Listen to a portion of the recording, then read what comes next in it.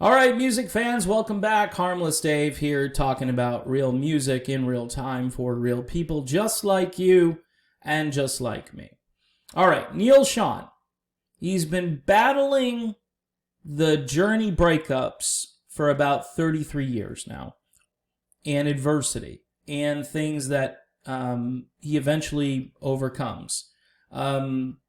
Whether you like Arnell or not, I do. Overall, I think Arnell was an amazing find and brought the band back to life. That was Neal Schon on YouTube, listening to this guy from the Philippines who was basically performing in dive bars and just doing an amazing job with all kinds of different music, including Journey. You can still see some of that footage.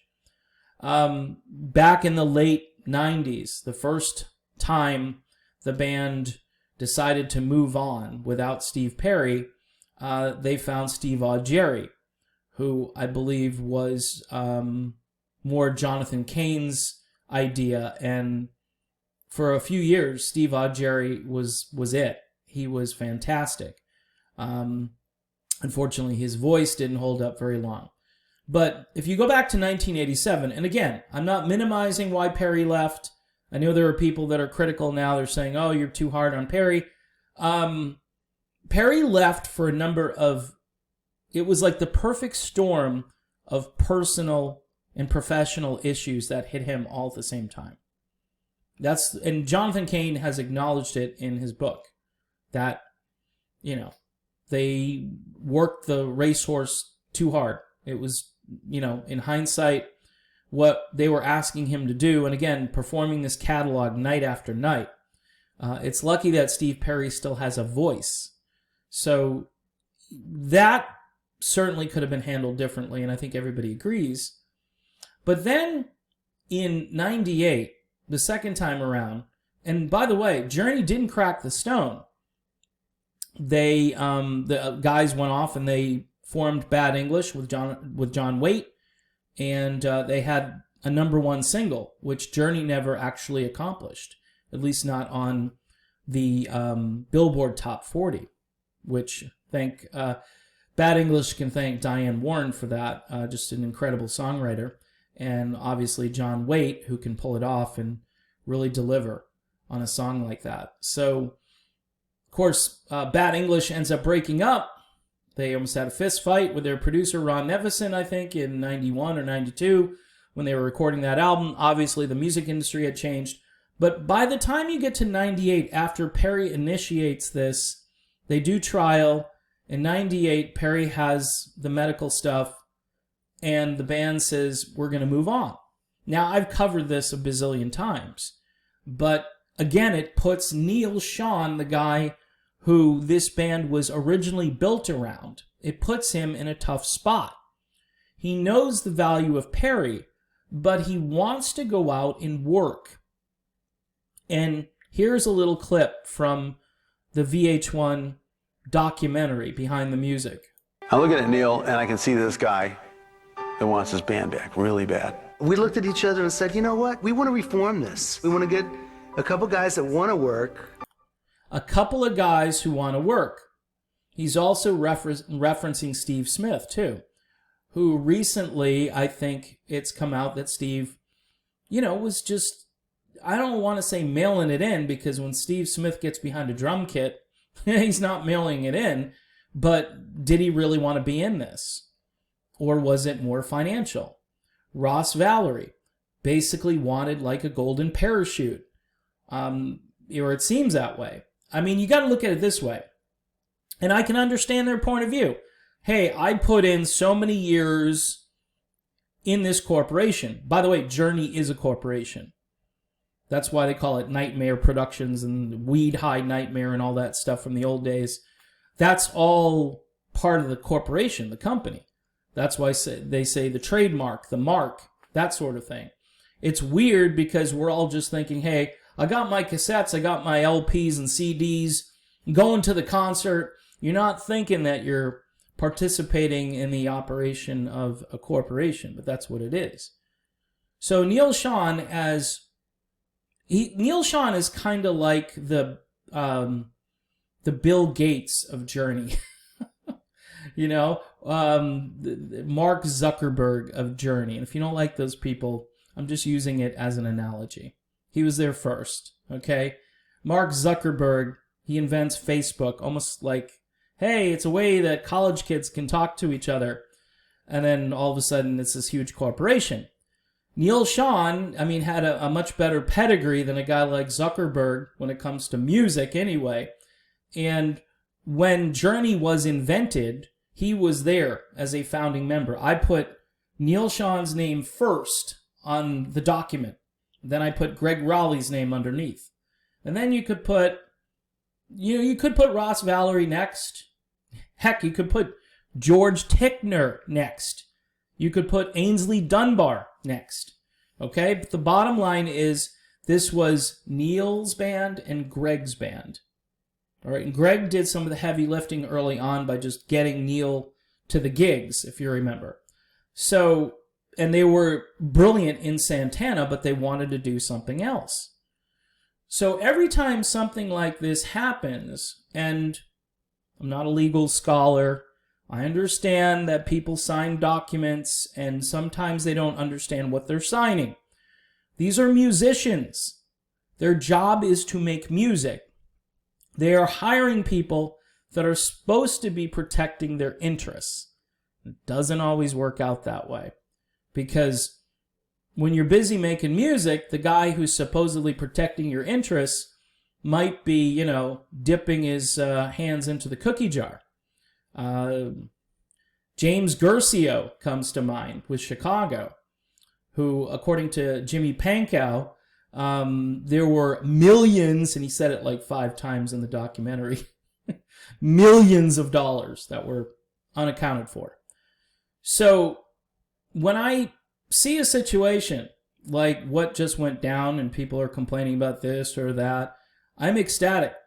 Neal Schon is basically an army brat, and I'm sure his dad worked hard, and I know there are a lot of people, there are probably some people think that maybe today Neal doesn't work all that hard, he just plays a guitar. He's a guy that wants to hit the road. He and Cain were this relentless touring machine. Perry didn't want to be a part of it. Jerry's voice got torched because of it. Arnell at times has struggled a little bit vocally, but has, certainly kept a pretty high level of consistency throughout his tenure with Journey, and probably been the most durable vocalist. But these are guys that want to work, especially Neal Schon.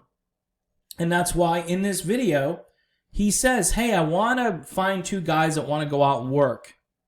At this point, he's thinking about a singer and a drummer. Later on, Dean Castronovo would join Journey along with Steve Augeri. And that's the whole formula here. Neal found 2 more guys that want to work. Ross wanted a golden parachute. We're not ready to retire yet, Ross.